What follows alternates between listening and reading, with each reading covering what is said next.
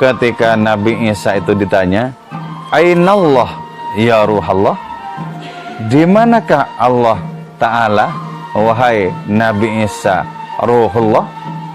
Nabi Isa menjawab, fi qalbil mu'min, Allah Ta'ala itu berada di hati orang beriman. Nah, tentu saja itu tidak berkaitan dengan hati sebagai ruang, tapi berkaitan dengan hati sebagai potensi ontologis, di mana orang-orang yang beriman itu merasakan sedang menampung kehadiran Allah Ta'ala di dalam hati mereka. Nah, itu bisa dirasakan. Oh, bisa. Itulah sebabnya kenapa Kanjeng Rasul Muhammad SAW itu bersabda, qalbul mu'min arsyullah, hati orang yang beriman itu adalah istana bagi Allah Subhanahu wa Ta'ala, istana. Jadi karena itu ada sebuah taktik bagaimana kita merasakan kehadiran Allah Ta'ala di dalam hati kita. Bagaimana taktik itu?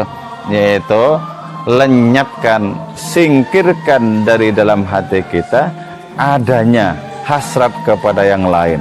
Sebab hati itu akan berisi sesuatu yang dihasrati oleh hati itu.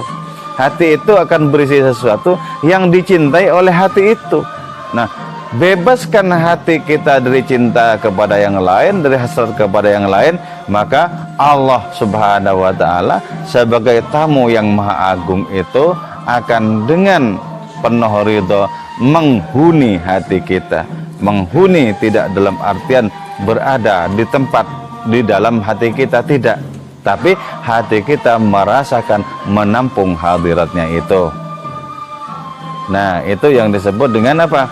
Disebut dengan arsyullah, istana bagi Allah Subhanahu wa Ta'ala. Allah Ta'ala maha suci dari menempati ruang, tapi Allah Subhanahu wa Ta'ala itu berkenan untuk menempati hati kita, untuk menempati rohani kita di dalam jiwa kita.